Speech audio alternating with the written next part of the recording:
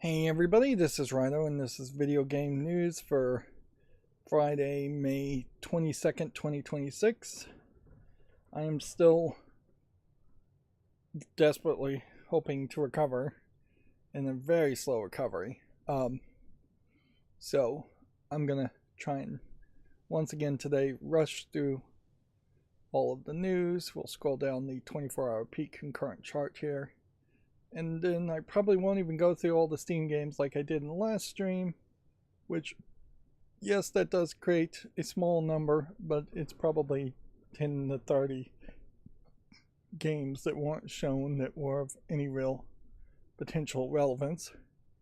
And then there's really no percentage I can put on how many of those games won't be shown later on if they put out a press release or have any kind of news article written about them.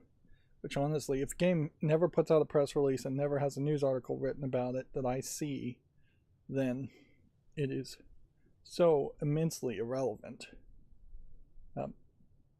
That would be an interesting limitation to the Steam Direct setup, is that you must have somebody somewhere write one article at least about your game. Of course, then a lot of people would write their own articles about their own games, but even that would force a lot of lazy asset flippers to just give up. And certainly you could try and make sure, do some deeper research as far as just like, hey, you've got to have some level of relevancy here. So what have I been doing while being sick? Not a heck of a lot. We'll look at the most wish-listed games now. I've been sick in bed, coughing like crazy. I'll be coughing a ton in this stream. Apologies for that. I'm going to try to just apologize now and just know it's going to happen and not try to apologize later. But yeah, I've been in bed playing A Link to the Past, which I'm not sure I've ever actually played that game all the way through. It is kind of interesting how Link's Awakening got that remake, and yet they didn't try to do anything else with the... Let's look at the 7-day gain of the most wish-listed games. These would be games that have got a lot of movement going for them. But yeah, if I was Nintendo, I would have put a rush order to take that same technology and use that new animation to redo a lot of the Game Boy Zelda games, and if not just all the Zelda games. But I imagine they were concerned that doing that would just get in the way of whatever future direction they're taking Zelda. But yeah, I tried to see if there was a cheat in the setup where I could play 4 swords, and I couldn't figure out a cheat. I haven't really done anything with the cheats, either in RetroArch or separately with the Dolphin emulator. For the most part, I just don't think that's something worth wasting your time on. You're just going to play the games and realize that they're really hard and then move on. You're not really going to play a game all the way through. Although, if I really was just giving up on making content that I could actually put on YouTube, I would potentially start to think about playing like Super Mario Bros. 1, 2, and 3, Super Mario World, all with cheats, just to make sure I could get all the way through it, because those games are just like ridiculously brutally hard. There is also an increased amount of gimmicks. 4 swords for the Nintendo 64 is a huge gimmick in that you have to have other people plug in their Game Boy Advanced to play with you. And they came out with a 3DS re-release that adds the ability to play as single player. So that's how you would play 4 swords, is you'd have to play the Anniversary Edition. But yeah, particularly once the Nintendo 64 introduced the save pack, which got used more and more, even though it wasn't included with the Nintendo 64. And then they introduced the GameCube with their memory cards. You started to see more gimmicks around beating the game 100% of the time or connecting it to a Game Boy. Metroid Prime, for instance, like I had to find a save file so you could use the extra suit, the fusion suit in the game, or play Metroid via Metroid Prime, which is really not a great reason to do that, but whatever.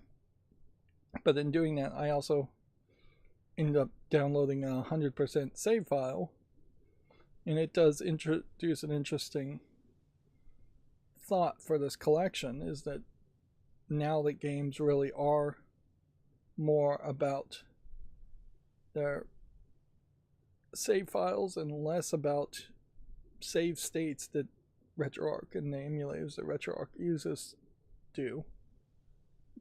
For every game, I potentially could have a 100% save file, and that potentially could unlock a hard mode or something like that, or it could do nothing at all. Particularly for these games, it might be very much more interesting to hand somebody a 99% complete save file right at the boss fight of Metroid Prime than it is to show somebody Metroid Prime at the very beginning of the game and then take away the controller from them after an hour or two where they won't have made any progress at all. That's the case if you're showing it off to people. Now, if it's a case that you're playing for yourself, then the question becomes, do you really want to spoil yourself with a 100% save file? And in most cases, I would say yes, you do, because if there is something of value that is unlocked by beating the game once, it almost always is worth skipping that. Even now, modern games have the new game pluses, the hard modes, the hardcore modes that only unlock after you play the game once, and that concept was probably always stupid, but it's definitely increasingly becoming stupid as people have more games than time, and frankly don't have the attention span, even if they didn't have other things to do, where they would want to play a game a second time. And a lot of these games, like maybe I would play it. House Madness Returns had an iPhone version. Interesting. Yeah, like Super Mario Bros. 3, I may have played that at most 2 times in my whole life. Seriously, like with decades in between each other. Yeah, people aren't just gonna have enough time in their life to come back and even want to play a game a second time, let alone actually remembering how to play a game that you could play it on hard mode. Yeah, I don't think I'm that weird that I mostly forget every single thing that happens after I stop playing a game. That it just all leaves my brain for the most part, or at least goes into a deep storage where I cannot access it. So yeah, these kinds of cheats in general probably make sense just to be by default loaded in. I imagine the younger generations, if you gave them an NES game, will either get frustrated with it or they'll look up online and have AI tell them how to enable cheats pretty quickly. And it is very easy to enable them in RetroArch if you can get to the menu. And yeah, it is kind of ridiculous to try and put new generations of gamers through a gauntlet of playing games that were designed to waste your time and designed to be unfair. But I wouldn't really call A Link to the Past too bad in that aspect, but it is kind of bad. Like, for instance, if you don't just randomly find the bottles, you're going to really suffer because you won't be able to put any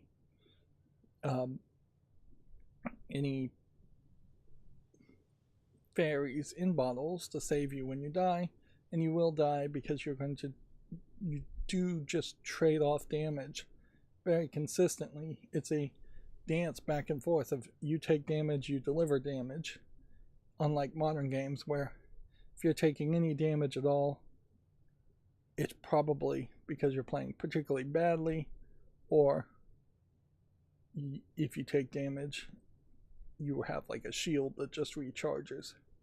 Yeah. Which, yeah, a slight mod to Zelda games where a half heart filled over time back to a full heart even would drastically make the game easier.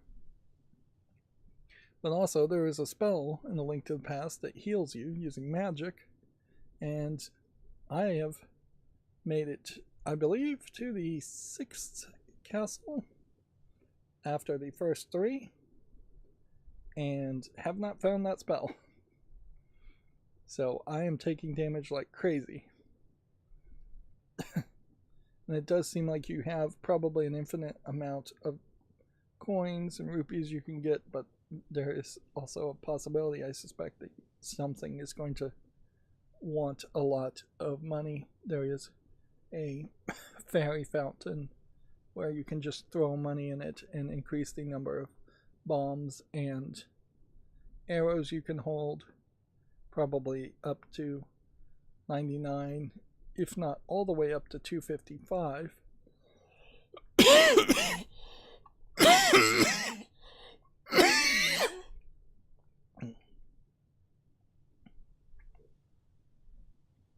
But yeah, I've been playing that game and just kind of playing a game for me and enjoying it, and I'm thinking in the back of my head, how can I make footage or content on it, and I just don't really think there is anything to do there.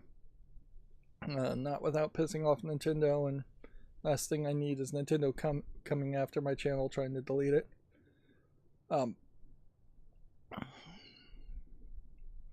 Nintendo, though, definitely dropping the ball in that they haven't released a better remaster of A Link to the Past in all of the Game Boy Zelda games.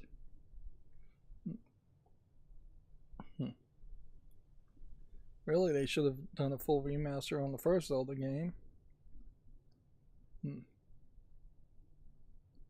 There was a whole project a few years ago about rebuilding the Zelda game in the Unity engine, and it was doing kind of that Final Fantasy 2.5D art style, and I'm pretty sure one of the YouTubers I follow is trying to rebuild Zelda in Godot, which, by the way, the Godot asset store seems to be live now. I don't know if that's in the latest beta or if that's in the latest release candidate or whatever. Unfortunately, every game store, every game engine needs an asset store, even though it is going to encourage lazy asset flipping. Certainly, there's just no way to get around it. Yeah. And maybe we'll just find that the way the asset stores run for Godot is done a little bit better, so asset flipping becomes less of a thing. It probably will be, because just making a game on Godot requires more knowledge and skill than a RPG Maker asset store flip type game.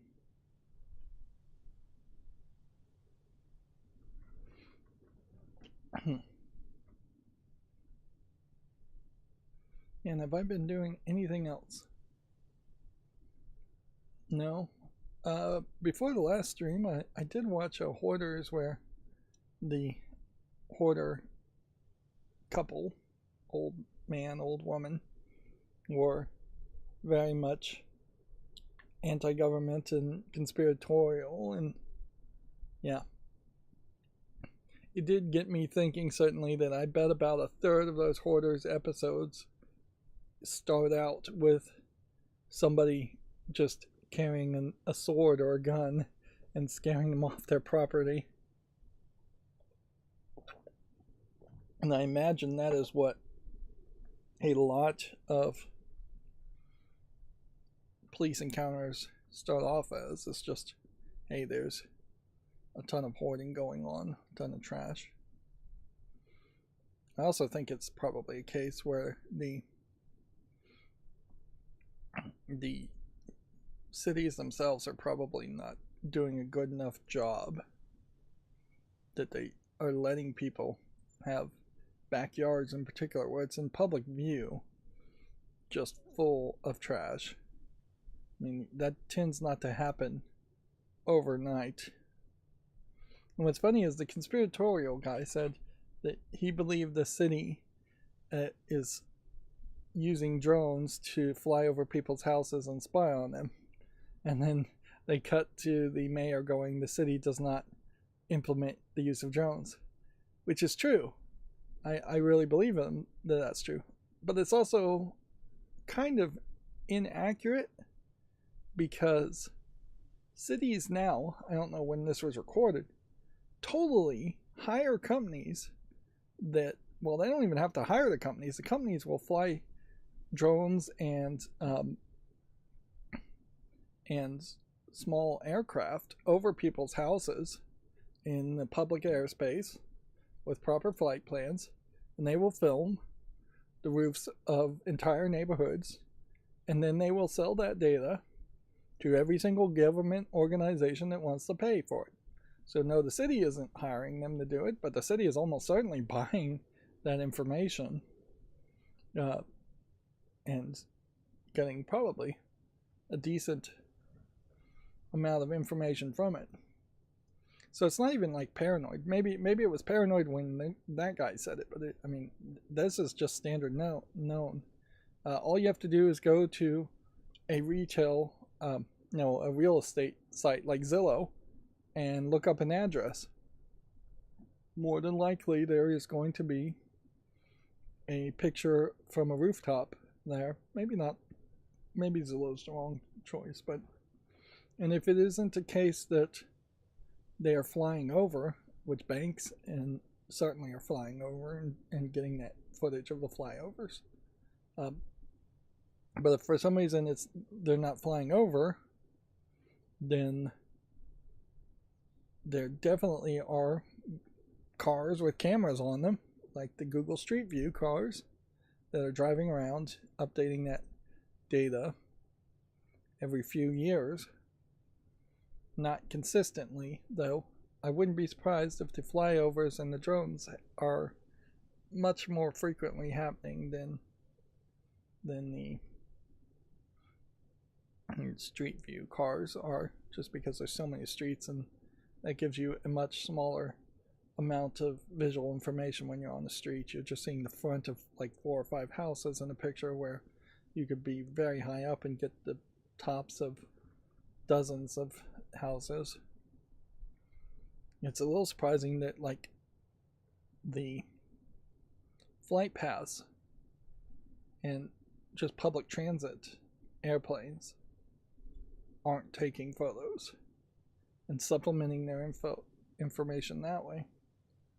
There almost certainly is a camera at the bottom of the planes, but maybe not. Maybe they're just too cheap to add a camera, or maybe a camera would add too much weight.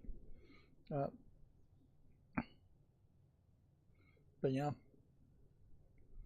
while commercial flight paths are pretty standard, they're not that standard. You could definitely, on a daily basis, have people's houses under a commercial flight path get photographed if they were doing something like that, and they may very well be doing something like that. And it's just classified. And that's what's happening in the United States. You look at how many drones are used in just displays, firework replacement displays, and definitely feels like there's enough there to be taking pictures and spying on people like crazy if you wanted to. Which that was another thing I saw on Reddit. I have very little I'm going to talk about today. I barely even got Pokemon TCG Pocket and Memento Mori done yesterday. I was just sleeping in really late and coughing. Like every time I roll over, it's just the other lung decides it needs to start coughing. But yeah, I didn't get all of the last event rewards I could have gotten in Pokemon TCG Pocket, and Memento Mori is not doing anything particularly special at the moment.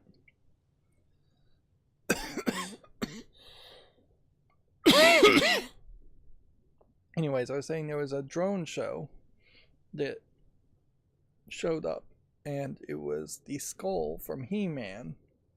And so some company just had this giant skull in the middle of the night promoting the He-Man movie that's coming out. And yeah, there's a lot of reasons I think that should be illegal. First of all, in most places, big distracting signage is mostly limited to specific rules, so people driving don't get lights blared in their eyes or giant signs that distract them and cause car accidents. But even ignoring drivers, there's almost certainly going to be some kids that looked out a window and saw a giant skull and have no idea what that is and are now terrified and emotionally traumatized from that. That just the content itself it doesn't feel appropriate for every single person who might look into the sky. Certainly if we took it in the other direction, instead of from scary but to lewd, if there was straight up a strip bar, strip club, putting out pictures of stick figure strippers naked on the sky, there would be a huge backlash to that. And yeah, even religions would probably have a huge backlash if there was just a giant cross or Jewish Star of David or something like that in the sky. People would certainly complain about that too. It is funny how capitalism is the one that gets away with things first. But yeah, it definitely should be illegal for several different reasons. Just that almost certainly is not good for bird migratory patterns either. And we just don't need more advertising. More advertising, bigger advertisement, more ridiculous advertisement is just feeding the late stage capitalism monster that exists, and that people are increasingly desperate to increase profits and sales for things that people really don't need to spend money on. Which I definitely would say the He-Man movie is probably not something people need to spend money on. Like, it is funny how much He-Man content has been made in the past few years. Probably because Nickelodeon, I suspect, acquired the rights to it and is just licensing it out. But I think there's way more He-Man content that's been made compared to actual fandom. I have left Blueprints paused over the past couple days while I've been sick, so I haven't done anything with that. So I'll leave it at that. We see new Lego Batman game is out.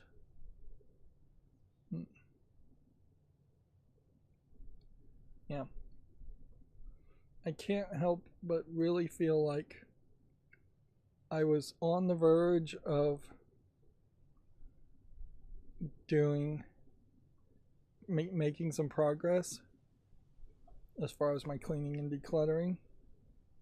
and then I took that buffer, and instead of continuing to try to expand the buffer like I should have, I started playing Blueprints and Resident Evil 2 Remake, and then that absorbed the buffer.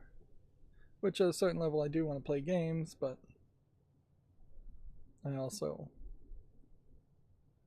think that maybe I should have slowed it down a little bit more. And now I'm in a point where I'm just desperately trying to get well enough to potentially even just make phone calls to hire other people to handle things for me. Like, there's definitely a couple of projects that if I just throw enough money at it could get finished. I don't know if I talked about this. I think I did. I had to buy a new dehumidifier, as no matter what I do to my air conditioner, it never reduces the humidity well enough. And so I got that, arrived today on its side, thanks Amazon, with the Amazon box on the outside barely taped closed. Like 2 flaps were flapping open on its side. The thing about dehumidifiers, though, is that you basically should always wait over 24 hours before you turn them on, with them being in the upright position, because it'll break them, potentially, at least if it had been set on its side. The oil and the fluids in it need to settle into the right chambers. So yeah, I can't. I'm gonna have to wait probably Sunday before I can even turn it on and start using it. And then I'm giving some thought about maybe having a different place for where it sits, because I had it in one place and it's kind of in the way there. Basically I need a drain though, and so at a certain point you can put a tap/saddle on a drain pipe if you can get a plug and a drain pipe somewhat near it. So I might be able to get it more on the floor. Now, that is an interesting question. Does humidity rise or does humidity lower? It kind of doesn't matter, because the measurer of humidity is going to be the thermostat. So it's going to be at the height of the thermostat anyways.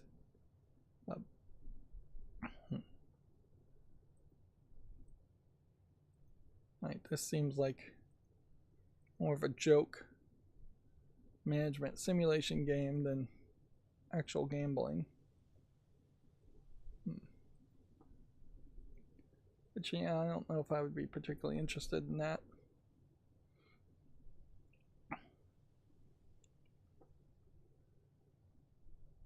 This is a free-to-play fantasy life sim adventure that's rated fairly positively. It's not in early access, so I'll just throw that on the wish list and then probably never download it and just ignore it. Lego Batman is overwhelmingly positive. Good to know. I would perhaps enjoy seeing somebody's review on it just to tell us how different it really would be from like Lego Batman 3, which you can see even in the screenshots of Lego Batman 3, there's a lot of Justice League characters and DC characters other than Batman that are also being shown. So there might be a pivot back to just focusing on Batman characters. What I'd really like to see in Lego Batman Legacy of the Dark Knight is just getting away from the need or the desire to have hundreds of costumes that nobody really cares about. You do see that there's a deluxe edition. Let's see, theme packs, 7 suits. Batman games always had this feeling that they really needed more bat suits than different characters. that for the most part in a Batman game you are going to want to play as Batman, not as Robin or anyone else.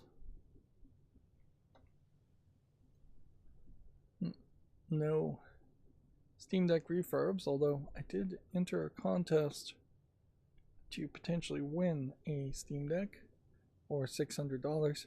Honestly, I probably should take the $600 if that was the option. Yeah, because yeah, you can do a decent amount of stuff with $600. That is not chump change at that level.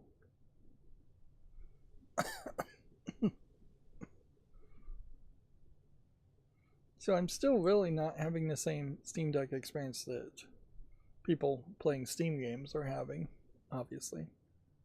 I still don't have any kind of gameplay concept where I could play a little bit off screen on my Steam Deck and make some progress.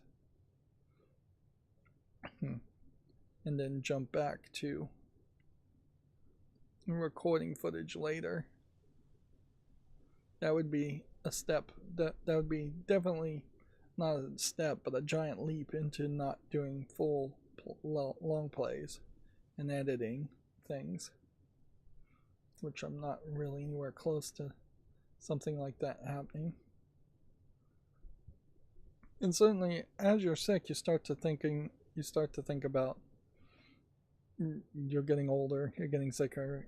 At some point, it would be nice to have somebody to pass the handle down, pass the YouTube channel down. There is a small, there's a reasonable possibility, I think, for any YouTube channel that eventually you're just going to see that the original creator steps back and then there's just going to be a new host. At least that would be my hope as to what would happen.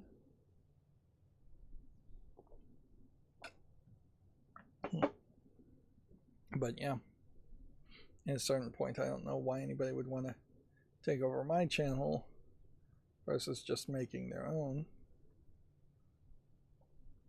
Alright, it doesn't look like any of these articles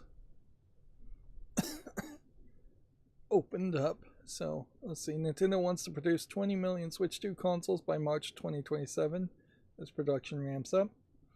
By the way, Raspberry Pi did a Q&A and they're not expecting a Raspberry Pi 6 model to come out until 2028, and they're not expecting that new model to really be any different than the Raspberry Pi 5. It's just going to be slightly incrementally improved processor speed and stuff like that, which, yeah,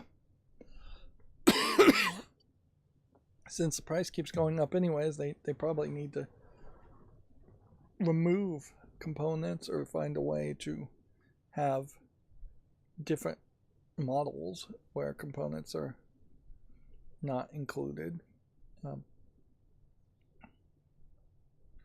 Take-Two boss reaffirmed that GTA 6 is planned for November. Let's see. Bungie reportedly plans significant layoffs as no Destiny 3 has been greenlit. Yeah, I don't know why people would want to go to a Destiny 3. Like, people are unhappy about going from Destiny 1 to Destiny 2. People that are still playing Destiny 2 probably want to stick to Destiny 2. And so, yeah. Again, I think this is more evidence that in modern times, you at best make 2 games, then you need to move on to the next game. You can't make trilogies anymore. Trilogies almost never were great. Like, one of these days I need to sit down and just look at a list of all the trilogies of video games and see which ones actually worked well versus which ones always stubbed their toe on the third game or had a bad second game and then maybe a better, slightly better third game. Here we have a quote. Yes, we are making the definitive Modern Warfare. Infinity Ward teases an upcoming Call of Duty. Sega's teasing a new Crazy Taxi with the first social media post in 7 years. Let's see if we can look at that. Let's see. Assassin's Creed Black Flag resynced. Creative director explains why the modern day scenes are gone. Let's look at that.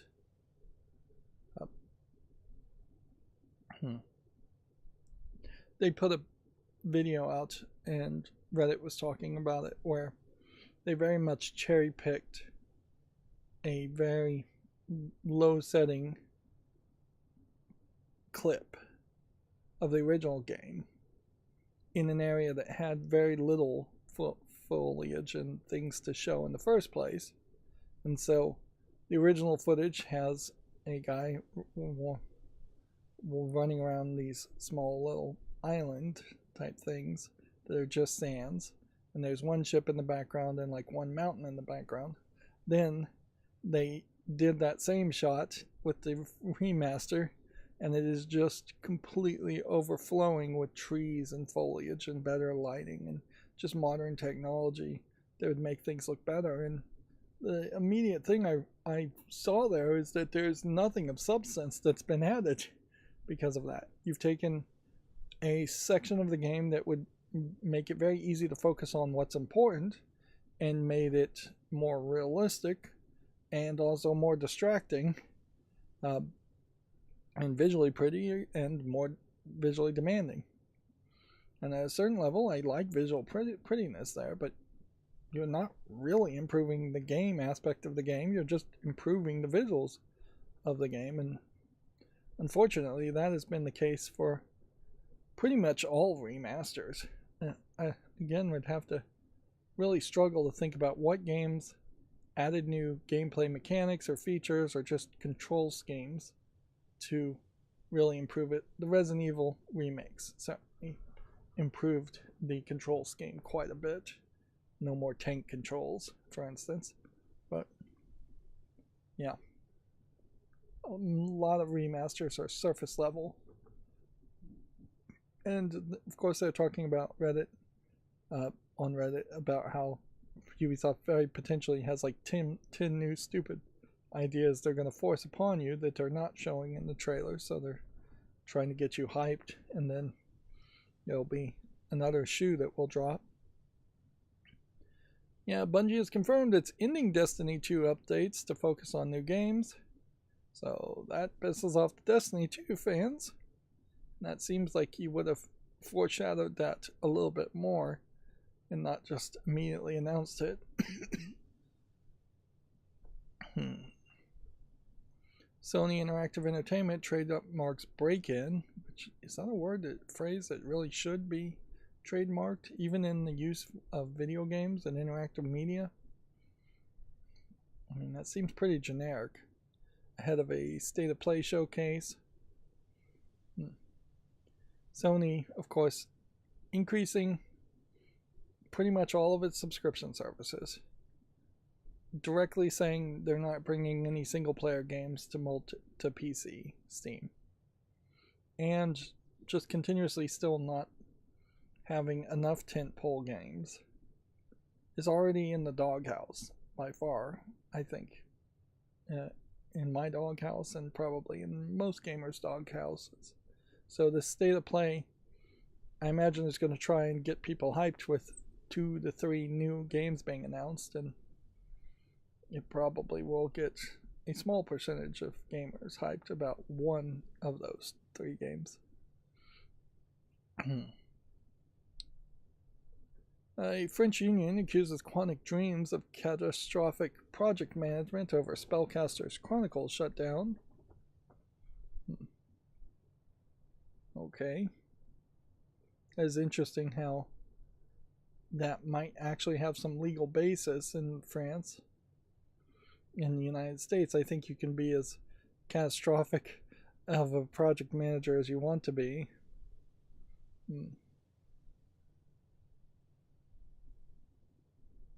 A hand-painted indie title delayed for 7 years is launching this July and looks like an anti-AI dream game.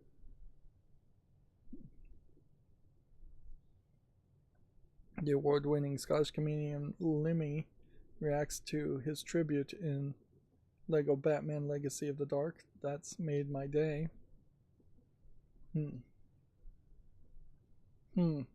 So I assume if it's a tribute to him, it means he isn't actually in the game and isn't actually getting anything big for his likeness and all of that. But then again, it's probably a public figure, so they can get away with that.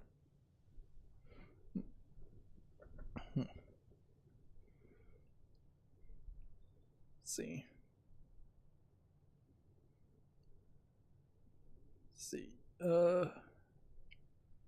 Retro Fighter 6 gameplay trailer appears to leak on Bilibili.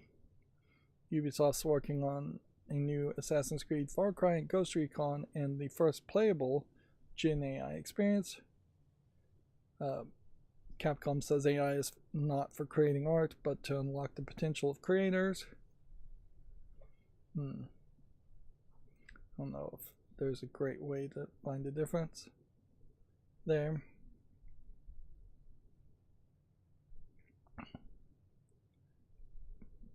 And I think we've covered the rest of these articles. So this is Tormentium 2. I believe I played the first Tormentium game. Yeah, it felt very H.R. Giger-esque in its visuals. H.R. Giger. Also, Zudslaw. I don't even know who that is.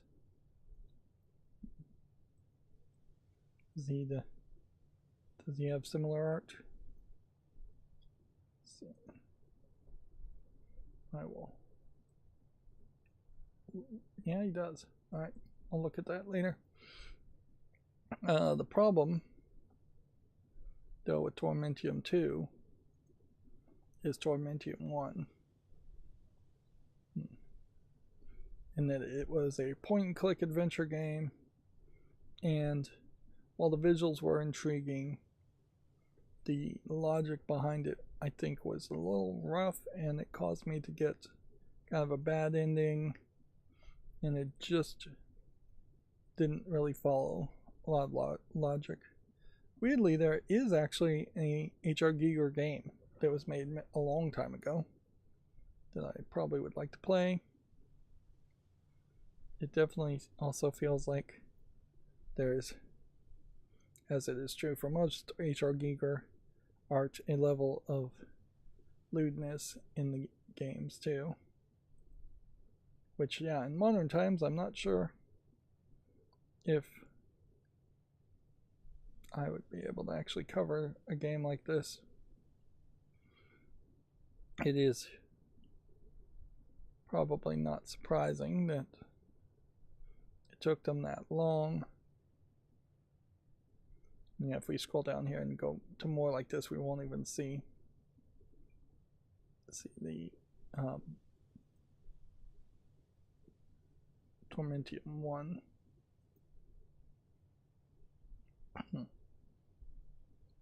But yeah, it's rated very positively overall. I think I just ran into trouble trying to figure out whether I was supposed to be doing good things or bad things. And then the game really judged me at the end in that I was doing specific good things or specific bad things. But yeah, it was fairly closer to a hidden object adventure game, even though it didn't have hidden object elements, than what you typically would expect from a point and click. Plus also, it's definitely not doing that LucasArts silliness of a Scum style point and click game, which that probably wouldn't have worked too well in this case, but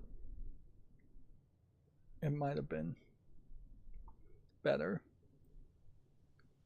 Be interesting to see if the sequel is just like way more improved after 7 years of development.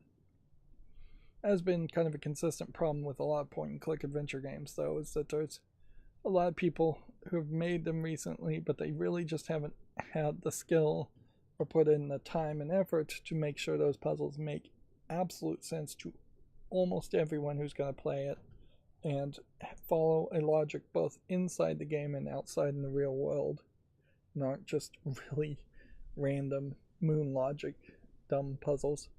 Or in the case of Kathy Rain, the original version of Kathy Rain, at least make a game that barely has any puzzles in it at all and call it a point and click adventure when really it was much closer to a visual novel.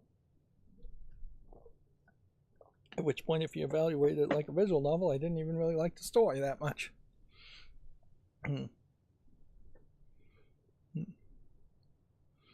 Assassin's Creed Black Flag resynced creative director explains why the modern day scenes are gone. The original game saw players researching Edward Kenway for a potential movie. That probably meant that the actual Assassin's Creed movie was in development when this game came out.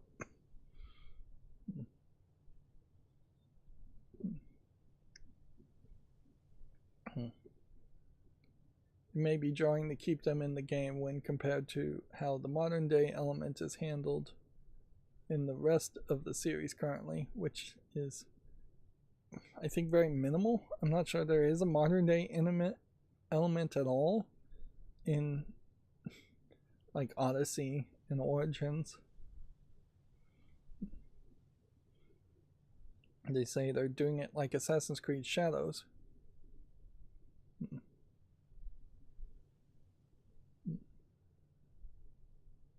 Yeah. This definitely feels like this is just an example of the director being given a line to tell people when asked as far as why they removed it, but the obvious reason is they just didn't really want to waste their time on it. And I imagine the 3D models and textures to remaster all of that stuff would just be a lot more work that nobody is going to really care about. I mean, look at this one screenshot here. You've got chairs, monitors, speakers, boxes, games, scissors, models, boxes over here, posters, lights, the plants you could reuse, but every bit of this interior building is just not going to be used in the main game, so it would bloat the download size for very minimal usage.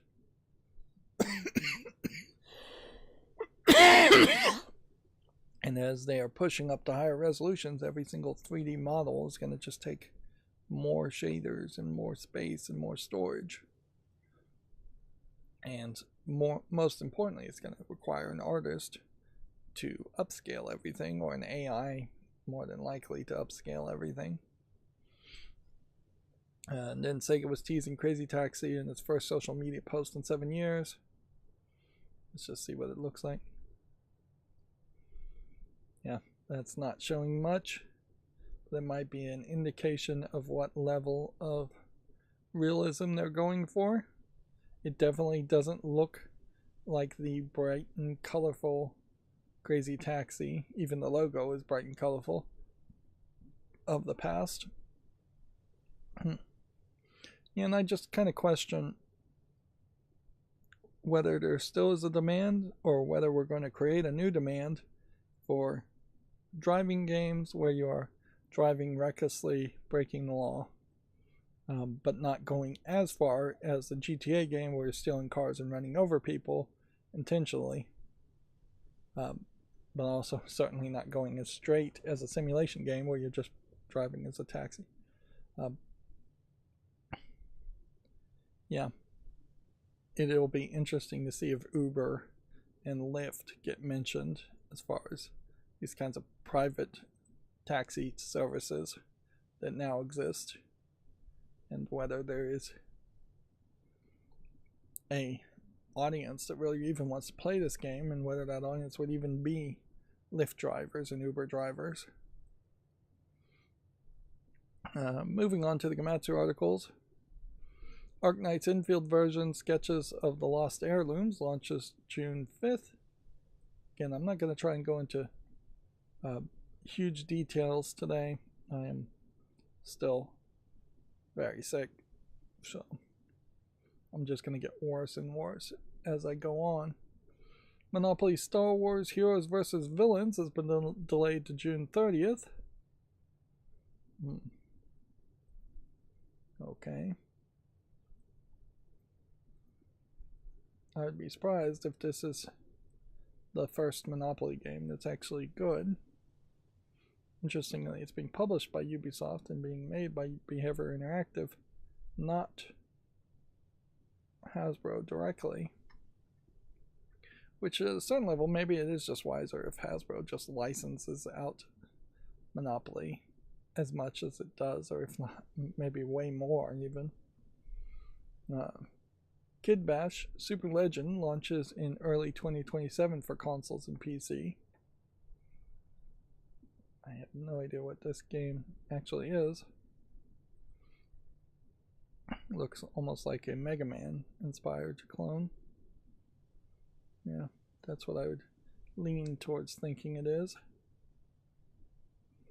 It would be very weird on Steam, certainly, though, if we had a search for like the word Monopoly, and then there was like 200 different Monopoly games, each licensed by a different developer for a different football team, for a different baseball team, having slightly different themes on them, but still basically the same game. Yeah, you would think maybe there would be an NBA Monopoly that would be all of the NBA teams, and an NFL Monopoly that would be all the NFL teams. But even then, you would still probably have a dozen sports versions of Monopoly games. That's more manageable. Of course, somebody would have to develop all those games, and they probably would be the exact same game with just skin replacements. And at a certain point, it would just make more sense to have one game and a whole bunch of DLC. Honkai Star Rail version 4.3 update, the Leaf Below the Living, launches June 1st. Cytus 2 is coming to the Switch 1 and 2 in 2027. It is crazy that we are still seeing games getting released to the Switch 1 in 2027. Switch 1 is now very much the Game Boy of Nintendo's lineup, in that the original Game Boy stuck around forever. People would just continue to play it. They enjoyed the portability. They didn't mind as much as you might think that it was black and white and that the battery life sucked. And yeah, I think for a lot of people, the Switch 1 is the Switch you take outside, and then the Switch 2 is possibly docked at home and never leaves the house, if you have both. Or a lot of people more than likely just have the Switch 1. Let's see, Mold Washer launches June 23rd. I don't know if you really would want to play a game where you're shooting mold as a sushi. The sushi part really confuses me, but I'm not going to look into it. Inazuma 11 Ina Dai live stream is set for May 29th. So, 2 Inazuma 11 games. We're going to get some updates there. Yeah, the soccer game is still rated very positively for Victory Road.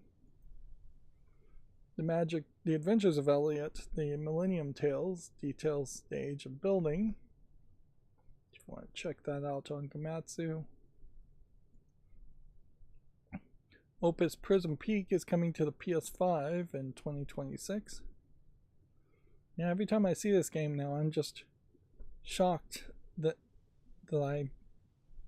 this came out with no controversy, and I was just wrong. I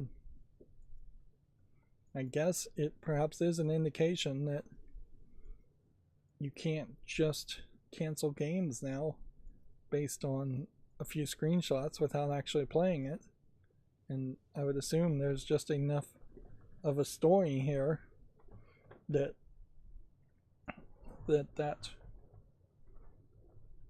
prevented people from complaining about it.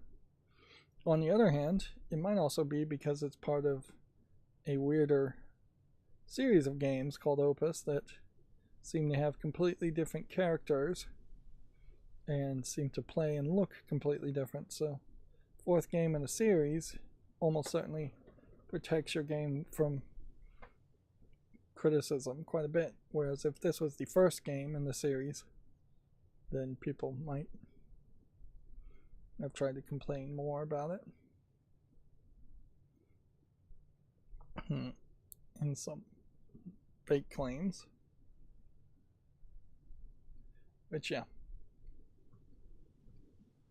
We want to talk fakeness, like straight up on Reddit.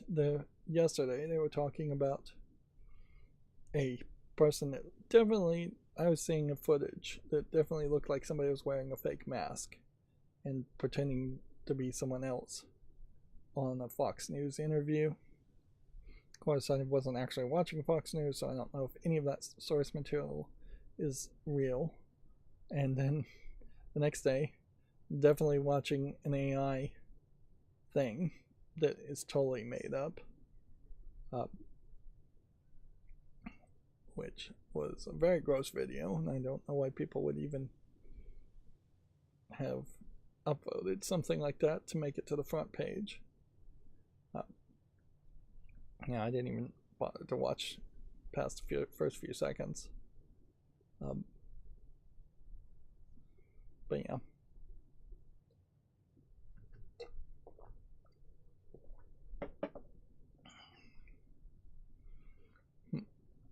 It is definitely a catch-22 in the United States freedom of speech and politics that if there were any non-partisan effort to hold people who pretend to be news reporters to any kind of standards, it would very quickly become partisan and politicized. And so it's just better to let them be straight up lying, like in their news reports, and hope that enough people sue when their lies are found, but that doesn't happen enough. But yeah, the second you have a government agency come in and say, hey, you guys really are required to speak actual truth,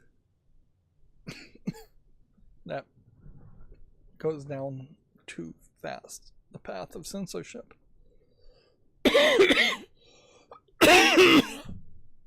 So yeah, once again, it is buyer beware, and buyers are very rarely beware as far as people being lied to or people willingly accepting lies from all sorts of spectrums and opinions. Moving on, Gunvolt Chronicles Luminous Avengers 9 3 has been announced for the Switch 2 and PC. Yeah, I'll leave it at that. I need to really hurry up. Azure Striker Gunvolt Trilogy Enhanced is coming to the Switch 2 in 2026 alongside DLC Azure Striker Gunvolt GX.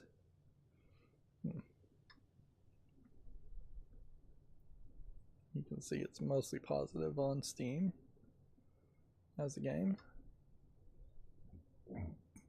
1998, The Tollkeeper story is coming to the PS5. It's currently available for PC and Android. I haven't heard of this one. And apparently I don't have a Steam link open for it, so sorry for that. Mononoke no Kuni Bit Summit Punch trailer and screenshots.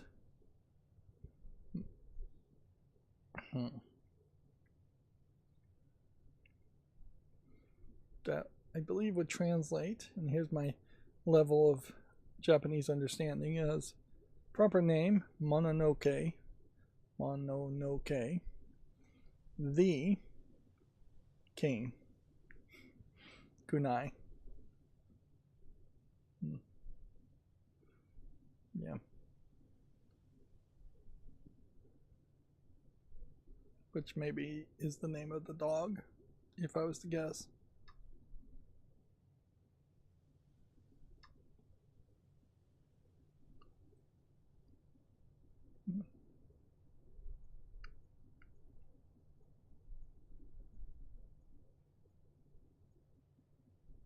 I'll put this on the fall list and then move on. Gmode Archives Plus Pac-Man announced for Switch and PC. This has got to be about the 50th time Pac-Man has been repackaged and resold at this point. And yeah, it's probably closer to the 25th time that it's been repackaged and resold by companies that bought the rights to Pac-Man and were in no way connected to the company, not even the company that originally made Pac-Man, let alone the people who worked on Pac-Man. So, yeah. It is, I think, yet another argument where the public domain concept of when a company transfers or goes out of business or goes bankrupt, its intellectual property, its trademarks and copyrights should become public domain. It would have certainly helped society, I think, a lot more than putting a few more dollars in holding companies, which almost certainly aren't actually developing any new games off the profits of this old game. Moving on, Grand Theft Auto 6 reaffirms November 19th release, summer marketing rollout. You know, yeah, think about it for a second. If it was the case that old games were actually making enough profit to fund the development of new games, then why is it the case that every single game, almost, except for indie games, I guess, has publishers who then are also bankrolling the development of new games? And then why is it the case that almost every single game, even if it is a moderate success, lays off a whole bunch of people a few months after that game is developed, and the publisher is not making like enough money? Like, there's been very few instances where somebody went with the publisher for their first game, it sold like crazy, the money paid off the publisher and reverted the rights back, assuming the contract even allows for the rights to revert back to the developer, and then the developer is making profit off their old game enough that they can develop their next game. Yeah, with the exception of GTA, that might be the only game that really has had that kind of economic success. But yeah, the sales of that terrible GTA Trilogy remake, for instance, almost certainly is not funding the development of GTA 6. Yeah, we already talked about Crazy Taxi. Furu announces a survival third-person shooter called Anomalith for PS5, Switch 2, and PC. Okay, well, look at it here on Steam, and yeah, that looks slightly different in the world and a little different in the costume stuff. But yeah, it could certainly be anything. Is an interesting question. Are we going to start to see more games take on this anime art style so that they can say they didn't use AI? Or is it going to take on the anime art style so they can use AI? That is an interesting question. Is there even going to be a difference and a gap between what AI generated imagery and art looks like? Like, I imagine there will be a very big gap between trying to use AI to make something that looks like a Vincent van Gogh picture than to try and use AI to make it look like a Ghibli picture. Which that probably is the answer to my question, if I think about it, is that how easy it was to Ghibliify everything really does scream that AI is going to make everything look anime-esque, to the point where even live action footage is gonna, or hyper realistic graphics are going to start looking at anime-esque. Let's see, the Florist Gardens of Death trailer is available. Looks like that is a horror game, which it's interesting to intertwine flowers and horror, that would very well be a different type of kind of monster.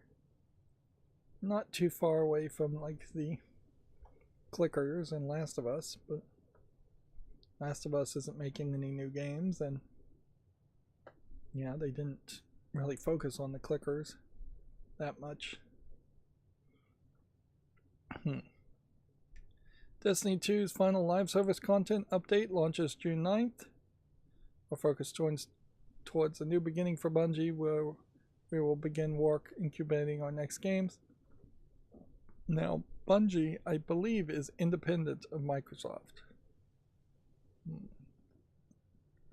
So, this isn't, I think, connected too much to all the changes happening there. But it is almost certainly an indication of like live service games not working even for the biggest, most successful of them, and it does feel like you probably are just going to have to put more and more in to get less and less out to churn in new live service games. We can see in the last 30 days the reviews are very mixed at 63% for Destiny 2 on Steam, and overall they are at 77%. So yeah, people not overwhelmingly happy with Destiny 2, it seems. Let's see, a game called Agni Village of Calamity is going to be published by Wired Productions.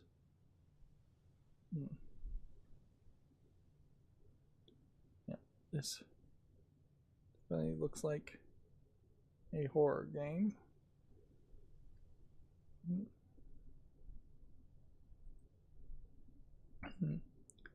Let's see, Warhammer 40k Chaos Gate Deathwatch announced for PS5, Xbox Series, and PC. It's a direct sequel to Chaos Gate Demon Hunters. I believe one of their games is also free if you don't have it already, to celebrate that. I don't see them mentioning that though. I definitely saw Slick Deals that was indicating that.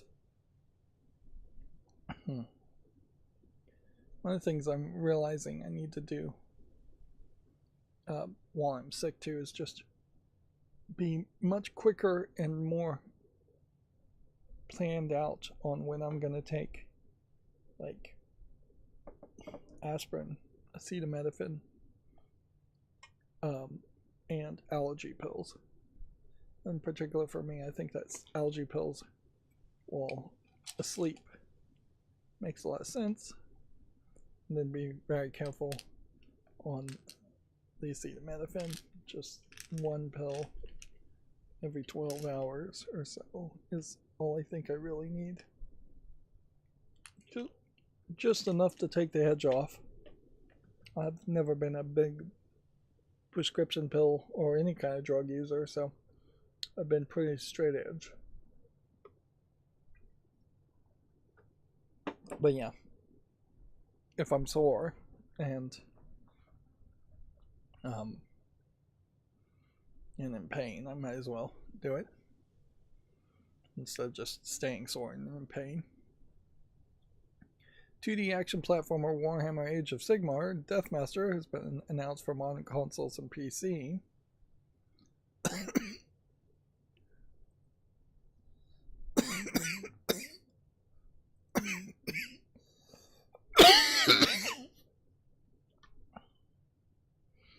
Let's see, Warhammer 40k Dawn of War 4 launches September 17th. See, and at this point, when you have like 3 different announcement articles, because you're having a big event, I think it really just starts to highlight where big events don't work. At least if you're announcing games that are all very similar to each other. And from an outsider looking in, I think anything Warhammer 40k has only one audience, and that's people who are fans of Warhammer 40k. And that you're not going to make a good argument to say, hey, the Dawn of War game is really the series you want to play and ignore these other 2 games because they're not for you. If you're going to have an announcement as a publisher or developer, you need to announce completely different games. In this case, they probably needed to announce each of these games separately from each other. Like, they could have even done it one day separate of each other, and it might have worked. You could have called it Summer of Announcements and just said, hey, every day we're going to announce one new thing to try and get people's attention a little bit more. See, Starseeker Astroneer's Expedition launches in early access on June 11th. Okay. A card-driven strategy game called Wormspan is announced for PC. I showed the vintage book collection of a bunch of Hasbro games in the last stream and talked about that way too long, and then I watched a content creator take their collection of their pick of games and squeeze it into the smallest shelf you can get from IKEA. That is just like a 1x1 square, and yeah, I think he was definitely able to squeeze a lot more games into that square, and it looked fine, but it didn't look great by any means. It's not like all the board game boxes were standing up in any specific orientation. They were just kind of crammed in where they would fit. They didn't look like a nice line of books or DVDs on the shelf by any means.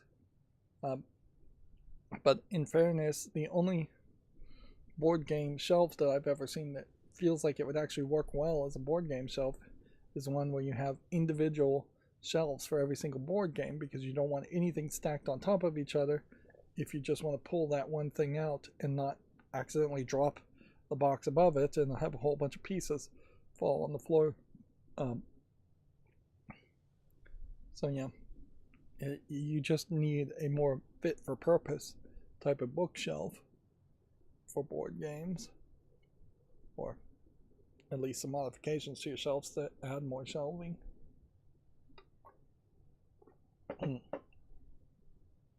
Which that's one of the annoying things about some of the shelves I have, or most of the shelves I have, is that they don't drill holes all the way up and down. So even if you were to buy 2 shelf units and double up the number of shelves in the unit, which probably would be too heavy and just cause the sides of the shelves to bow on itself, you couldn't really do it. You'd have to drill your own holes for the pegs for the shelves to sit on.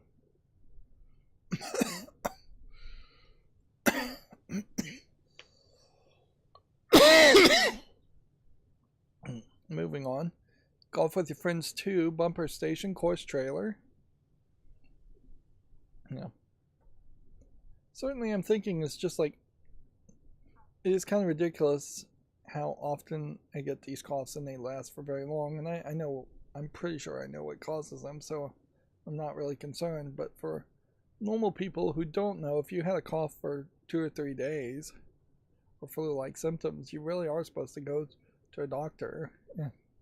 And yeah, I could certainly see wasting a lot of time trying to go to a doctor for them to come back and probably diagnose me with the absolute wrong thing and give me a very generic prescription of something.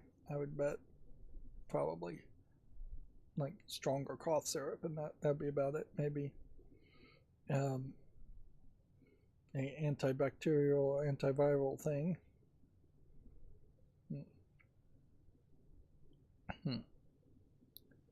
But yeah, I don't think that really would do anything. Of course, I also think I could be very misdiagnosed too, and they would straight up prep me for heart surgery or something, and I'd have to be awake and alert to say, hey, no, don't do that. You got it wrong. I'm pretty sure you got it wrong. The Famitsu sales from the 11th to the 17th have been updated. Increasingly, I'm less interested in the Famitsu sales. It's taken years, but I've gotten bored with just seeing Nintendo Switch games totally dominate. Pragmata taking the 7th spot as an exception for the PS5. Yeah. People not really talking about Pragmata anymore, though. Smash Brothers is another game. Smash Brothers Melee for GameCube, for instance, is another game where having a 100% save file probably makes a little bit more sense. You're then not just grinding to unlock trophies and playing the game like crazy just to even unlock characters, unless you want to.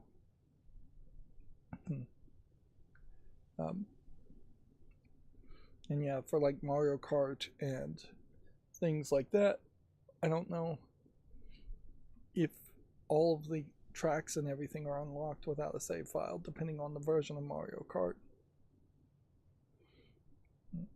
That is also certainly something that's great about emulation, where you would need a lot more work to transfer over a file that you download online to a device that would then plug into an original GameCube or Nintendo 64. Those devices exist, yes, but yeah, they're kind of expensive and impractical to expect everybody to have them. It's kind of crazy to see Super Mario Odyssey still in the top 30 all these years later. Yeah, it's almost been 10 years now.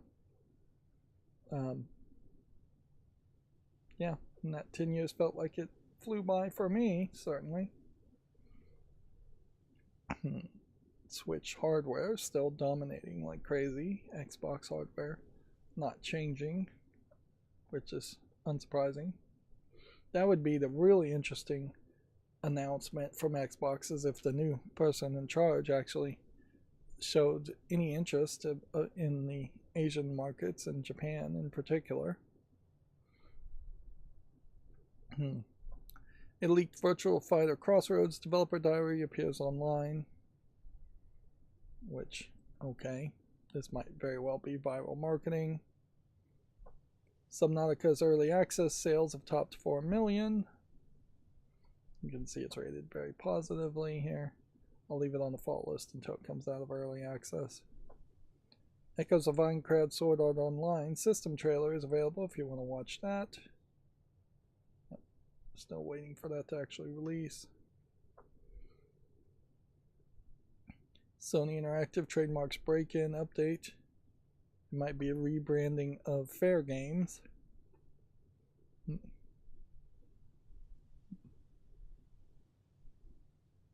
Which was a 2023 announced competitive heist game.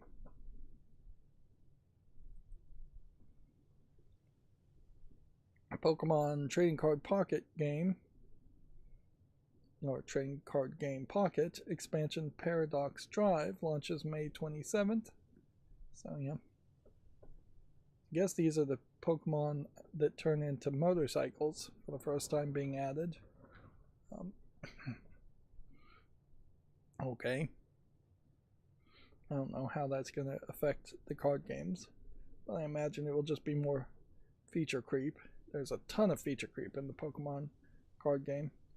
And yeah, what is in the mobile game as far as cards, I still think is probably a drop in the bucket versus what has actually been released in the real world. And I think there is just going to be a ton of older cards that are never released in the game.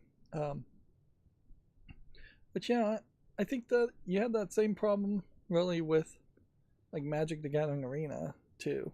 Was that maybe there was a way to get Black Lotus, but it probably was crazy, and it probably required you opening a whole bunch of packs to receive those old kinds of cards that wouldn't even be playable on Magic Arena. Yu-Gi-Oh! Master Duel did a very good job of potentially letting you own all the old cards it seems, at least, with 15,000 cards available plus. But yeah, it's either a case in Pokemon that they never made all 1,025 Pokemon, which is my number I have for how many Pokemon exist so far in the world. And I don't think there are 1,025 different Pokemon cards that ever got made. And I don't think there's anywhere as many variants of the Pokemon cards, because I imagine there's probably 60 to 100 Pikachu cards that you could find in the real world card game, whereas I suspect there's only maybe 6 Pikachu cards you can get in Pokemon TCG Pocket. It's still a ridiculous amount. I have over 11,000 fake worthless cards in Pokemon TCG Pocket, and yeah, that still takes a lot of space on your phone and takes a lot of time to animate those kinds of things, but it's just not feeling like it's going to be a one-to-one comparison to actually collecting the cards. Which most people in the real world can't really collect the cards anyways because of scalpers. There was a funny skit I saw on Reddit a few days ago where a couple's on the date and the girl asks, "Oh, so what do you do for a living?" And he goes, "Oh, I invest in Japanese art."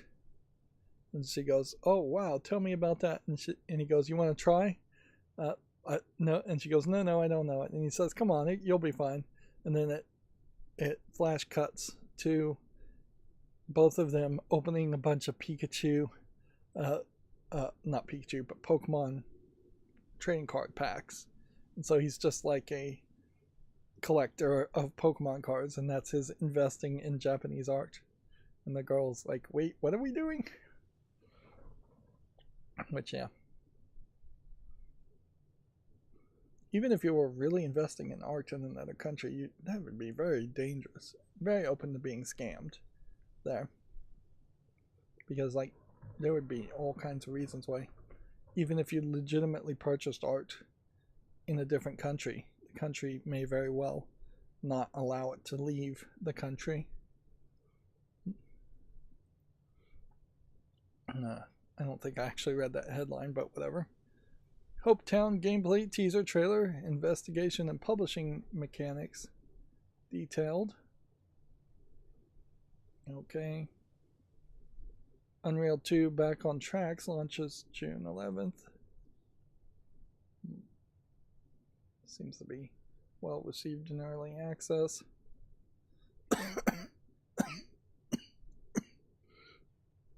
A game called Red Chat Ritual Sumimi Time launches October 22nd. Again, I need to stop getting distracted and just burn through the rest of this news and then call it a day. A light horror adventure Sombra's Negative Frames has been announced for PS5, Xbox Series, Switch, and PC. I am fairly peeved that because I was sick I wasn't able to go to my gamer meetup. Although part of the problem there too is that since these meetups are happening once every 2 months, there's basically six meetings you could hit in a year. It's just far too many small occurrences to interact with people, and that doesn't mean there needs to be a meetup every 2 weeks, although that could work, and then that would take it from 6 to 12 to 13 meetings a year. But yeah, there should be something going on at least every 2 weeks, probably every week, where it's just like, yeah, you can miss out on 1 or 2 of these and still come back, and you're just not going to feel like you've been left behind. But yeah, it is also hard to run meetups. And that's why I think a lot of it just is really getting people to communicate more digitally in some kind of group, whether it's Discord or some other group, to have kind of virtual events where people can talk about like the ending of the Boys show without it being a full event thing, but it could also be a mini event.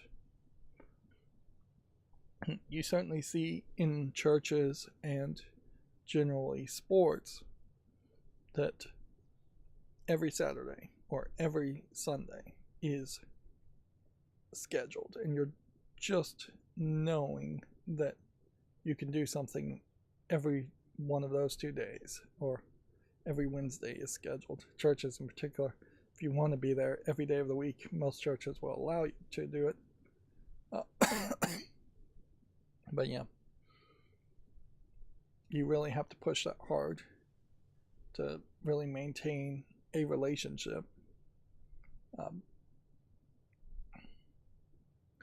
A cozy snow vacuum simulation game called Winter Whiskers has been announced for PC. Capcom's Platinum title sales of update as of March 31st.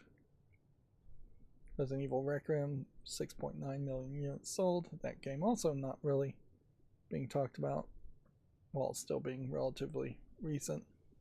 Although the relatively recent aspect is now stretching, as Pragmata, I think right now, is the most recent big AAA type game to come out, and I'm not sure when we're going to see another big AAA game. And yeah, I'm just scrolling down here, so check out this article if you're interested. It is interesting how Capcom is the only company that puts out these numbers, whereas every other company mixes it all together to avoid embarrassment.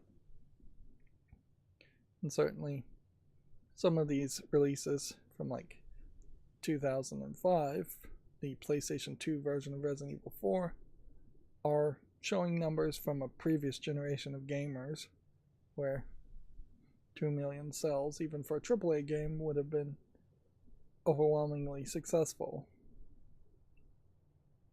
Whereas anything recent that's only sold about 1 million from Capcom is going to be considered a pretty big failure.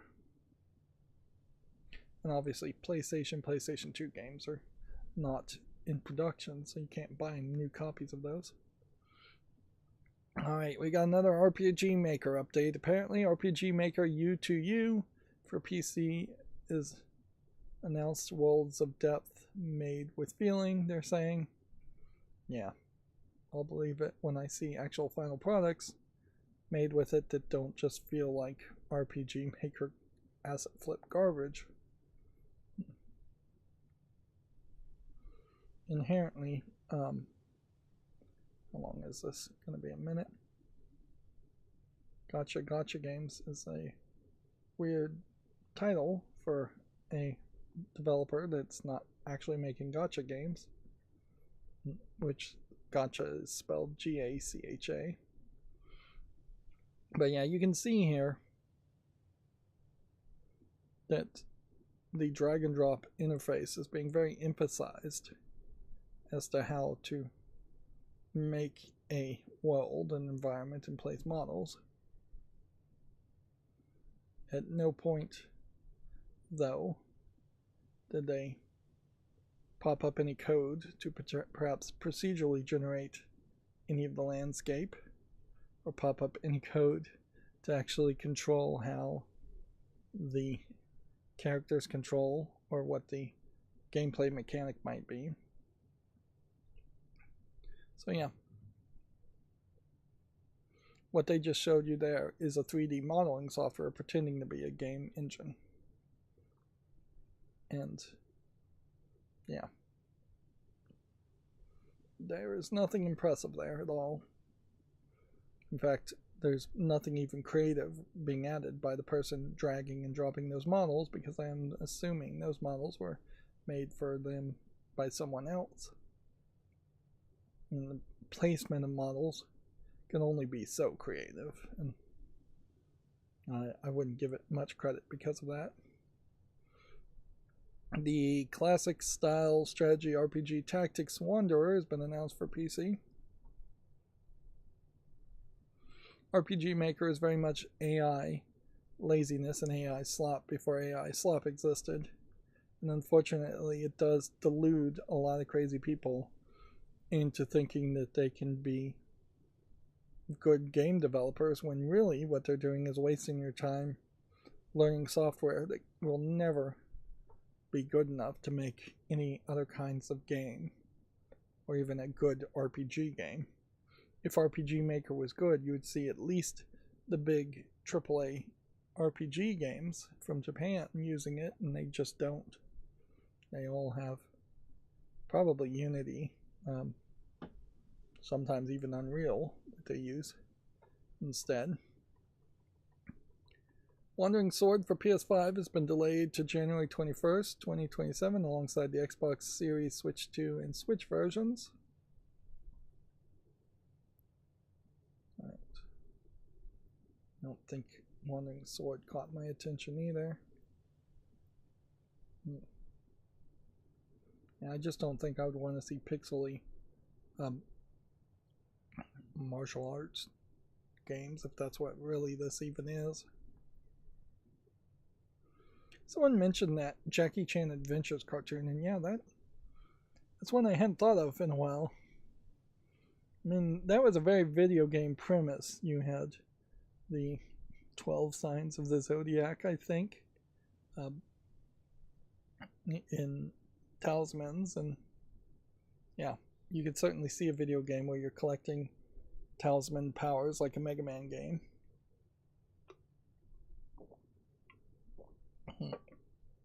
If I recall, though, in the later seasons of the Jackie Chan Adventures, they kind of went off the rails and started focusing in on other things. And individually, I think the episodes are probably fairly weak, even for cartoon standards, and that it is just the general vibe of the concept that people liked. But yeah, if I was Nickelodeon, I would definitely consider thinking about doing something more, but it'd be kind of crazy to call it Jackie Chan. Jackie Chan's pretty old now. Putting his name on the project does seem kind of wild.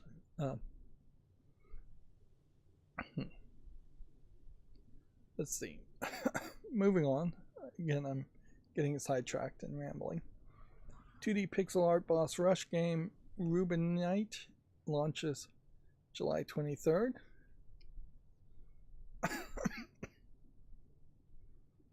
Path of Mystery 2, The Mermaid Legend Murder Case has been announced for Switch 1 and 2.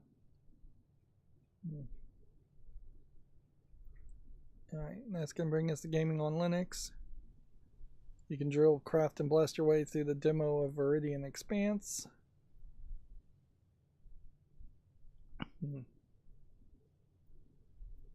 Does this look like something that would interest me? I'm going to give it a follow just so I don't have to think about it any further than that. Causality is unknown. Demo showcases its intense exploration and injury system. I guess that's probably casualties unknown, not causalities. I'm not sure. Yeah, you'd move. Cause would be C-A-U-S-A-L-T-I-E, I think.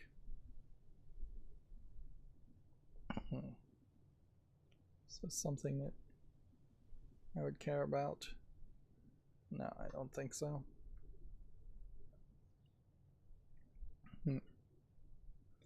Oops, somebody nearly caused a fire with the Steam Deck, this Steam controller puck. It's a pretty big Reddit post that appeared from user whoever who notes he accidentally left a metallic smartwatch strap laying around when the top of the Steam controller charging pack started sizzling, and then it almost started a fire, which does not sound like something that's particularly safe. However, to be clear, part of the issue in particular is that the strap was attached to a watch that was actually on charge, so there was some crossover happening there, like potentially fighting grounds.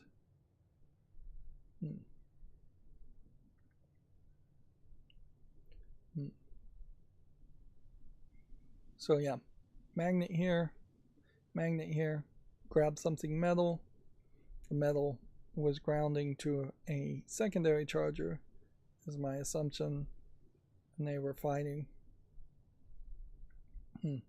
From the look of it, it doesn't feel like this part was being bridged, even from this point to this point, like the power was actually coming from the puck.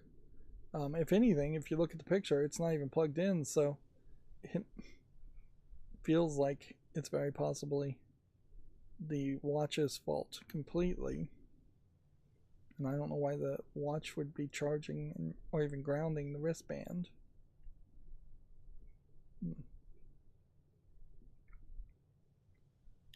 Yeah, you have to be careful about things like that.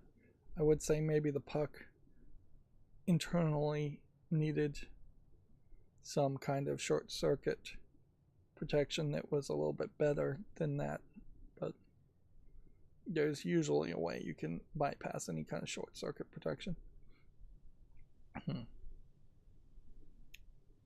Yeah, I am fairly certain that the puck charger is just sending probably whatever voltage. I would guess it's probably 5 volts through the center pin, and then a ground on this side and a ground on this side for safety. And so my suspicion is that the bracelet here sat on the ground and was being charged to another charger. But I have said in the past, I think that it would have been cool if it was doing an IC squared connection with just like 2 pins, and one three pin just being redundant, where it communicated and did a whole USB charging communication protocol before it started to put any significant amounts of power in there. And that's the real thing to take from this, isn't it? For it to get this hot, you've got to have like conflicting grounds at a very high level. Like, this is not just 5 volts going through this, heating this up. This is pushing probably closer to 12 to 24 volts, and I don't know how you get 12 or 24 volts charging a watch or charging the Steam controller. So at a certain level, I almost wonder if this is just made up too. Yeah. That was one of the things looking at the manual for the dehumidifier I just got. It says, don't use this dehumidifier near anything that is scientific equipment, artistic, or historical value. It's just like, hey, we are not going to be held responsible if you destroy something priceless with this cheap dehumidifier. Yeah, that is not what this is for.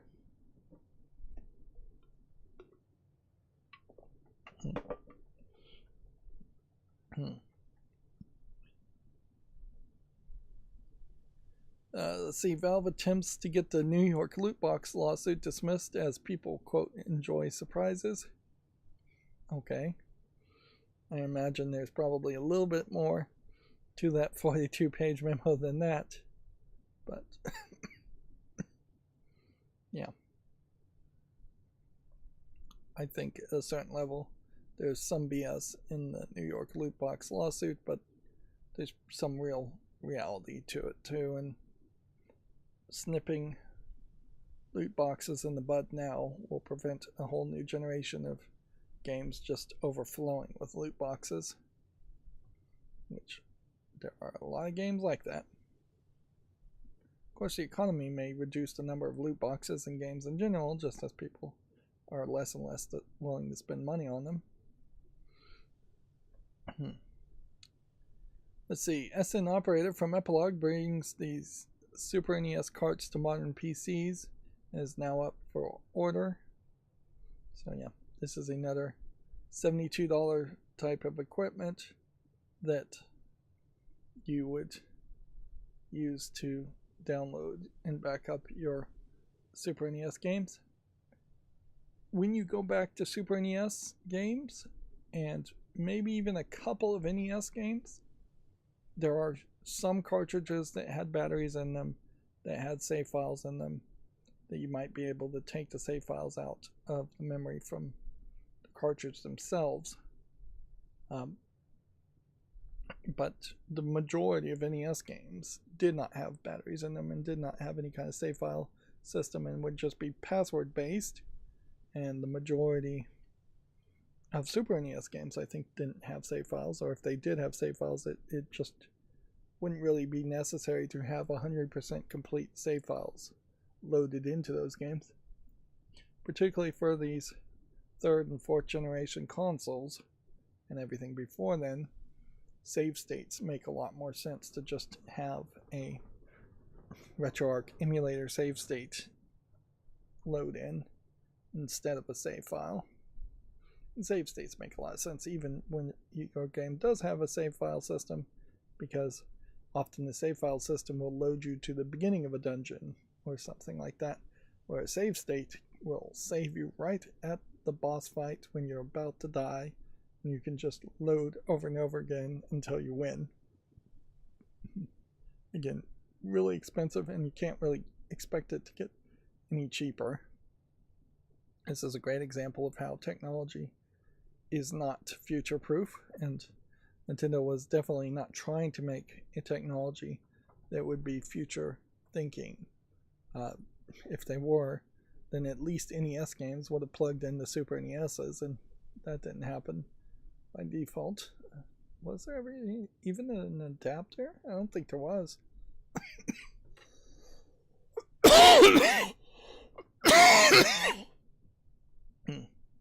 Fracture Field has you build an army of drones and smash thousands of rocks. Well, that doesn't sound fun. I mean, that's literally what they have prisoners do. I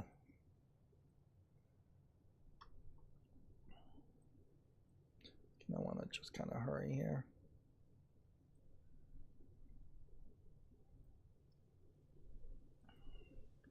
Here's what was revealed during the Warhammer Skull Showcase of 2026. So they did Deathwatch, Mechanics 2, Dawn of War 4, and some post-release stuff, and Dark Tide, and Space Marine 2, and seems like other teasers and trailers. But this all starts with the word Warhammer. But yeah, I can't even scroll down this article without getting bored for just it all being Warhammer, despite the fact that now a lot of these games are fairly different looking and probably play fairly differently. That the brand, weirdly in this case, I think is hurting more than it's helping. Yeah. Let's see. Gladius, Relics of War. It's from 2018 and it's already in my Steam library. Helldiver 2 is getting multiple upscaling modes, VRR, VRS, and other tech improvements. I'll leave it at that. I had a ton of Warhammer games on my follow list in the past and my wish list, and yeah. It is questionable whether any of them were well received. Udemy Game Golf is a unique, funny sounding, chaotic, casual co-op golf game. Here you can see this is from May 21st and it's already mixed reviewed. So yeah, it is kind of crazy to even put out so many games when they are immediately downvoted by people who seem to be very passionate about what they want and seem to not be getting what they want. You can blow up thousands of monsters in the horde-based Survivor's first-person shooter Guns and Goblins. Horde-based Survivor, slightly different than Bullet Hell, I guess. And here you see another mostly negative in the last 30 days. 75% positive overall. Game in Helldivers. But yeah, I haven't heard anyone talk about Helldivers at all, so I think all the hype that maybe was keeping it going has completely drained now. Guns and Goblins. Feels like a boomer shooter game. Dark Tide is mixed. I'm just going to take it off the wish list at that point. Glory on Pluto is a chaotic roguelite where you build the most ridiculous rocket engine. Yep. Space Marine 2 might be the one series of Warhammer that's worth playing. I'm not even certain about that. This might be something. Warhammer 3 is mostly positive, but I think it might be more of a online PvP experience, which I don't have any numbers if anybody's actually playing it nowadays. The Fluid Flame simulation in the upcoming Bullet Heaven Ignitium looks awesome. Ignitiment? Yeah, I don't know how you'd pronounce that.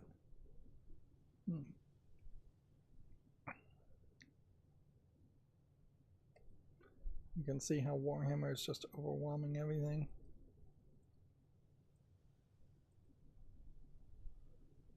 A fluid fire physics game. Might be an interesting twist. But I feel like when you're doing really good in that scenario, your GPU is just going to come down and drop frame rates, and so like a great play is going to have it go from 60 120 frames per second down to a slideshow of 5 frames per second, and you're going to be conflicted there, and that you're seeing like really bright, kind of nice to look at things starting on fire, but then the actual game flow mechanic is going to fall apart as far as actually controlling the interactive experience. But that is just pure speculation on my part. They may very well have fixed that or figured out a solution to that. And it definitely sounds like a Pyromaniac's dream game. Which, sure, let's give Pyromaniacs at least one dream game to play with. It's been a long time since you've been able to burn down a city in SimCity or something like that. SteamOS 3.7.25 and 3.8.5 beta have been released. Bug fixes and better DGPU video memory management. DGPU would I assume mean that you are talking discrete GPU, which probably means it doesn't actually have anything to do with the Steam Deck, which has an integrated GPU. It's probably closer for video memory management for the Steam machine, where the video RAM and the CPU RAM are going to be separated.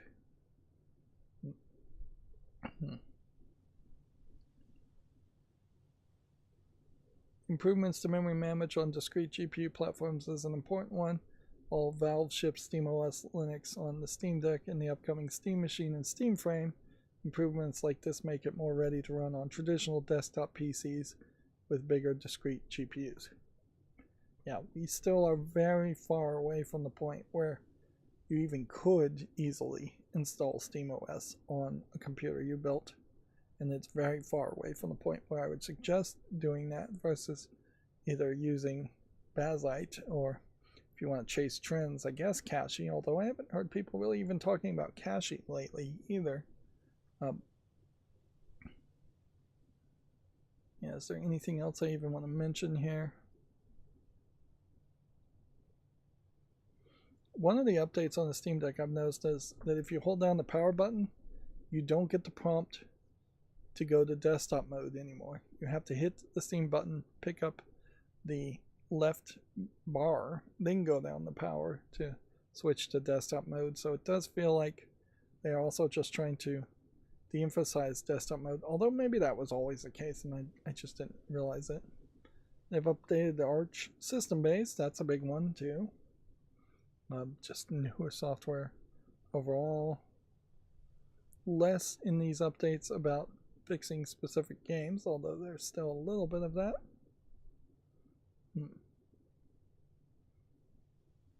Potentially, we're getting closer to better HDMI 2.1 support, which will eventually, I think, be integrated into SteamOS. I don't see a reason why it wouldn't.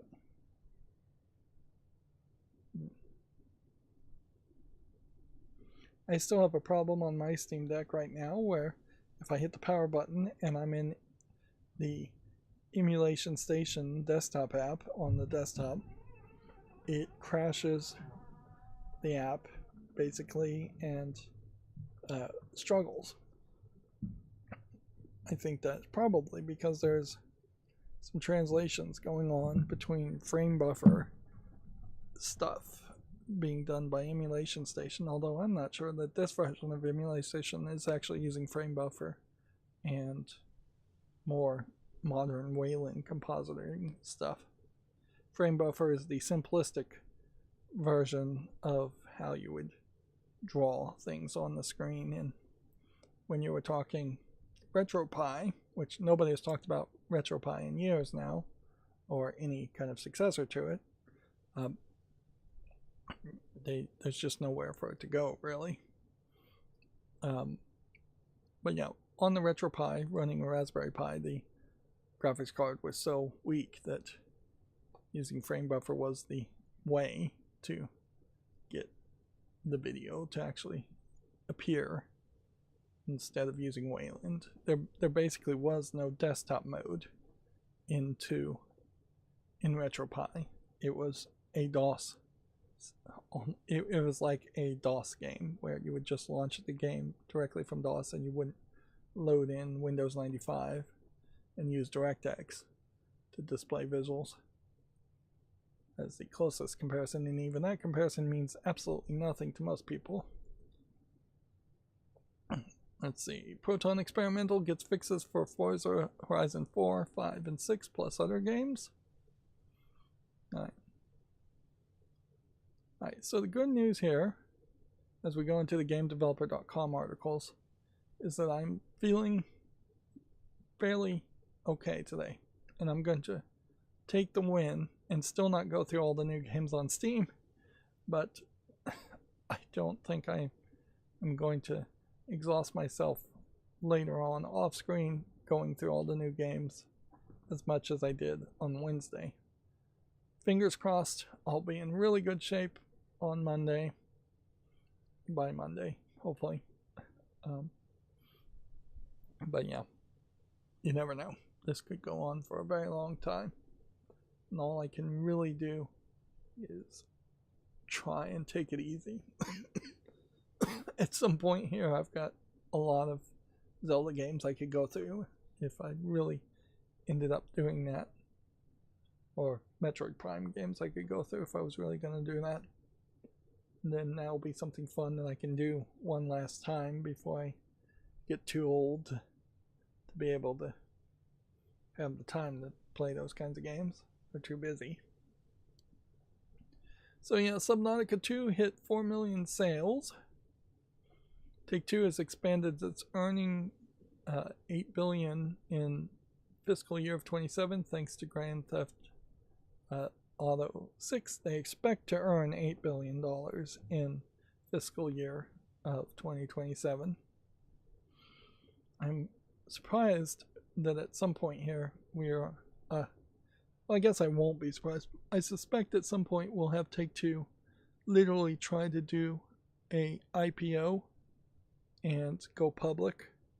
That'll be the indication that they have nothing creative, which I guess they are already public if they're putting out investor presentations. But I wouldn't be surprised if they try to issue new stocks or do a stock split or something to do a secondary IPO equivalent. Yeah, even if GTA 6 is a huge success, you still have Rockstar in particular in their games in this quagmire that they immediately have to start working on GTA 7 and DLC for GTA 6. And they also need to think of some new games to make, and they need to remake a lot of their old games once again. Yeah. People still really want that Bully remaster, and they'll probably never get it. But yeah, now would be the time for them to announce a Bully 2 or a remake of Bully 1, as they are in the headlines. And if there's any company that could weather the storm of controversy and just double down on it, it would be Take-Two. So if there was a big controversy around GTA 6, which I doubt there will be, people don't care about that kind of nonsense as much these days, I don't think. But yeah, if they were already getting negative press, them announcing a remake of Bully, a remaster of Bully, would certainly double down on that, or a sequel to Bully. And the general thought with Bully is that the second sequel you'd be playing as a girl, and so a girl sequel, a girl Bully would probably play a lot different than a boy Bully would. Not that the character in Bully actually was a bully anyways in most cases. And funnily enough, I guess the other controversy game from much longer ago, Rule of Rose, has 3 girl bullies. So yeah, girl bullying in particular is one of, I imagine, a lot of topics that have not been touched upon much in video games and might be considered too dangerous to touch upon in video games. Destiny 2's active development will end in June. We talked about that a little bit. Kind of personally don't care since I don't play the game. Splinter Cell designer says modern lighting has made stealth games harder to read. Clint Hawking says lighting direction as well as tools like ambient occlusion have an impact on stealth games. Yeah. I imagine there needs to be a pretty big split between what the player sees and what is just assumed that the other characters, the NPCs, see in a game. But like even in the old days, the idea of stealthing around felt kind of awkward. And there were never really games that appealed to me much, and I didn't have a lot of opportunity to even play a lot of stealth games. I think one stealth mission, or you can play stealth if you want to, makes sense, like Deus Ex, but then once you fail at that, just being able to blast everybody is really necessary. And yeah, I've never been a fan of darkness in video games, although there is a brightness setting in Link to the Past, and with an OLED screen, turning the brightness down definitely makes it look a lot less blown out with the white levels being too high. You get in Link to the Past the pink-haired Link, which he certainly looks much better on the Steam Deck OLED screen with brightness turned down. And it's kind of interesting to see a Nintendo 64 game even have that many options. It also has a text speed option, which, yeah, I have it set to the fastest, and it's still not really skipping through text as much as you might want to. This is a great example. Yeah, a lot of these old games just have interfaces and interactions that just don't really work. We've just found way better ways to do it. For instance, being able to scroll up and down text yourself, or skip to the end if you don't care. Kind of necessary in most games. Being able to adjust a decent amount of audio and visual elements is kind of standard, even if a lot of those adjustments are kind of stupid and nobody's going to actually change them. Being able to save at any point, having auto-saving by far the best feature added to games in the past few decades. Hint systems being built in, abilities to just skip sections if you're really struggling. Definitely in Link to the Past, there's a lot of sections where it would be really nice if on the third or fourth time I enter a room, it just throws me a bone and there are no enemies in that room. That would be an easy way for it to realize, hey, you died in this room a bunch of times, so we're not going to make you struggle with that. That would be pretty easy to program if people had time to program those things in the old days. They just didn't really have time to program them. There's an update here. Last Flag developer Night Street Games lays off about a dozen staff. This is an Imagine Dragons funded project that did not achieve the financial success the team anticipated. Alright. This would be the point where I'd go through all the new games on Steam, but again, I need to take it easy. So that's going to be it for this stream. Hopefully we'll be back to more standard streams by Monday. As always, I beg that you like, share, subscribe, comment, and keep on watching because that helps me with the YouTube algorithm, as crazy as it is. If you want to... Yeah, and I think that's pretty much it. I'm not even trying to get people to friend or follow me on other social media sites. I think there's a Discord in the description, and that's pretty much it at this point. So yeah, stay on YouTube, watch more of my videos. Check out some of those pre-recorded long plays that I'm actually way more interested in and would like to see get a lot more watch time. Thank you for watching. Have a good evening.